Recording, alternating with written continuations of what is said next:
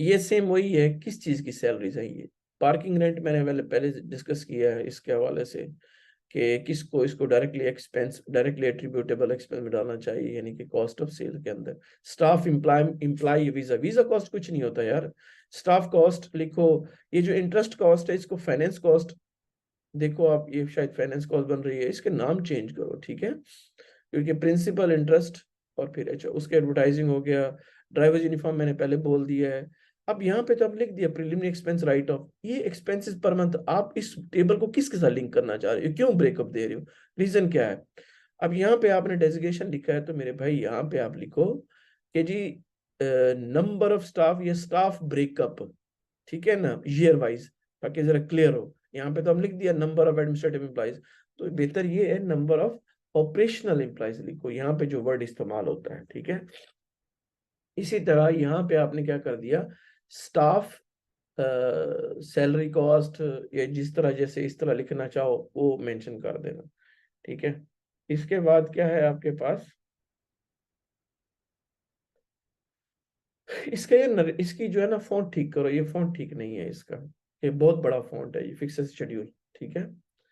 Lease schedule के अंदर जो है ना आपने ये लिखा, और उसके बाद ये इसकी ये गाड़ियां चेक कर लेना कि ये इसकी डिस्क्रिप्शन ठीक है, और इसके साथ मैच कर रही है कि जो आपने क्या कहते हैं ये की अजम्पशन में दी हुई है, ठीक है, गाड़ियां, ठीक है, इसके साथ ये मैच कर देना कि ये इससे टैली हो रही है या नहीं टैली हो रही, ठीक है, ये भी देख लेना। उसके बाद क्या है, लीज शेड्यूल के अंदर हम आ जाते हैं, यहाँ पे आपने सारा कुछ लिखा है ना, तो साथ में जैसे डाउन पेमेंट 30% लिख रहे हो, तो 70% जो है ना वो जाहिर बात है वो ये आ रही है रिमेनिंग बैलेंस, सही है, ये 70% है।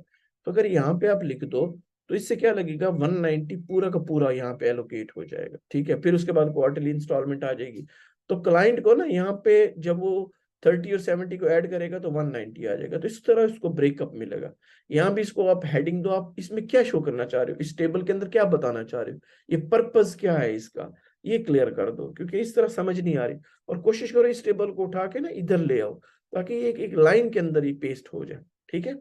यहाँ पे हम लिख दे व्हीकल परचेज प्लान, आप यहाँ भी लिख दो, और इसको भी प्रोमिनेंट कर दो, किस चीज का, इसको भी प्रॉपर टेबल में आप ले आओ ताकि और ज्यादा अच्छा लगे, इसको भी प्रॉपर टेबल में ले आओ ताकि और ज्यादा अच्छा लगे।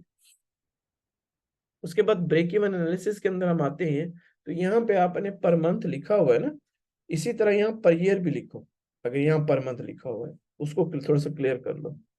उसके बाद है यहाँ पे लिख रहे हो आप yearly break even analysis in number of trips, तो यहाँ भी लिखो monthly break even analysis in number of trips. अच्छा यहाँ पे आपने लिखा हुआ monthly units in square metre, ये मेरे ख्याल में रिपीट हो गया बाय मिस्टेक आपसे, इसको ठीक कर लो। और ये जो सैलरीज है मैं पहले बता चुका हूँ, इसकी प्रॉपर नरेशन दो, ठीक है। और ये पर यूनिट है मेरे भाई, ये पर ट्रिप है, ठीक है, इसकी भी प्रॉपर नरेशन दो, ठीक है। उसके बाद आ जाता है, ये जो आपने लिखा है ना, अगर आप कर सको तो जो इंडस्ट्री के स्टैंडर्ड्स हैं कि टोटल एसेट टर्नओवर कितना होना चाहिए, इंडस्ट्री स्टैंडर्ड क्या है, अगर लिख सको, net asset turnover, fix asset, एक स्टैंडर्ड्स भी होते हैं, तो आप स्टैंडर्ड से जब ये दोगे तो उनको फिर पता चलेगा कि अच्छा हाँ हम कितने ऊपर हैं कितने नीचे हैं। तो अगर आप साथ में नीचे लेजेंड के तौर पर स्टैंडर्ड दे दो, इससे भी ज्यादा क्लियरिटी हो जाएगी। या कि एक कॉलम बना के यहाँ पे एक कॉलम बना दो स्टैंडर्ड का, और उसके साथ फिर वो सारा मैच होता जाएगा कि अच्छा स्टैंडर्ड ये होता है। उसके बाद आ जाती हैं ये वाली आपकी एनपीवी और वैक आ गया, तो मेरे भाई इस वैक को ना कॉस्ट ऑफ कैपिटल भी लिख सकते हो, ठीक है। Weighted average cost of capital, cost of capital narration में दे दो, क्योंकि जो कॉस्ट ऑफ कैपिटल है वो हर किसी की जबान पे है, वैक सिर्फ हम लोग जानते होते हैं जो प्रोफेशनल होते हैं, ठीक है। ये भी देख लो आप। उसके बाद क्या है कि क्या कहते हैं, इट्स ओके, ज्यादा बेहतर ये है कि आप क्या कहते हैं 1.5 मंथ, अच्छा, अल्लाह अकबर।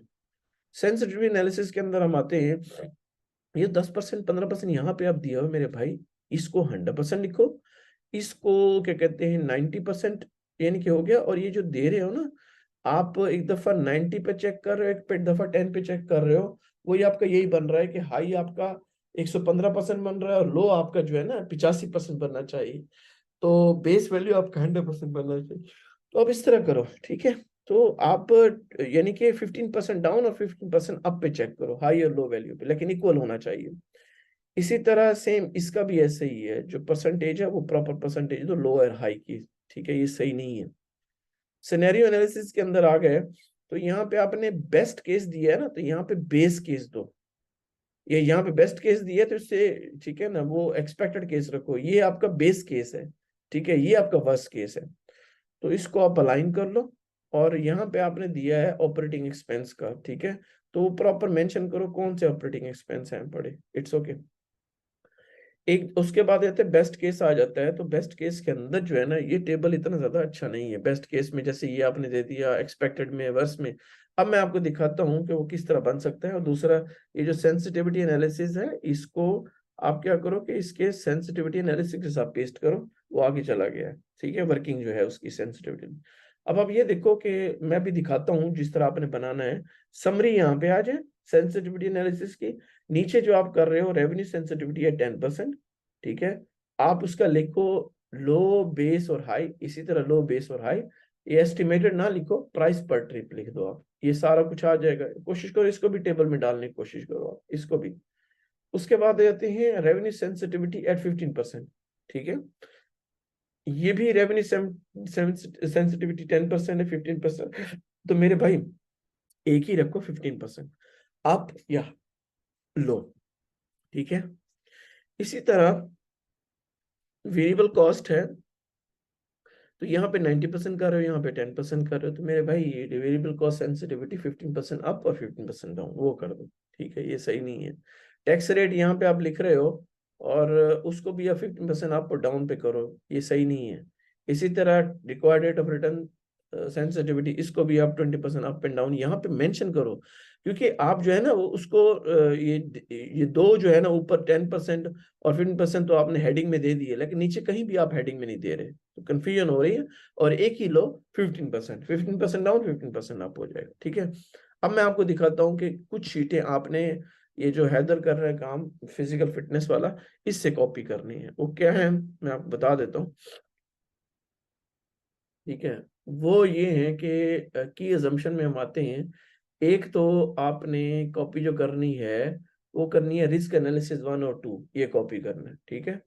उसके बाद startup cost, it's okay, financial highlights, it's okay, ठीक है। हाँ, ये जो फाइनेंशियल हाइलाइट्स में आपको मैं बता रहा था कि कुछ कम है, तो वो यहाँ से आप कुछ मजीद कॉपी कर लो, यहाँ से आपकी कम आ रही है फाइनेंशियल हाइलाइट्स के अंदर। और मैंने कहा है कि फाइनेंशियल हाइलाइट्स में आपने क्या डालना है, आपने फाइनेंशियल फिजिबिलिटी का ये जो है ना, यहाँ पे टेबल पेस्ट करना है।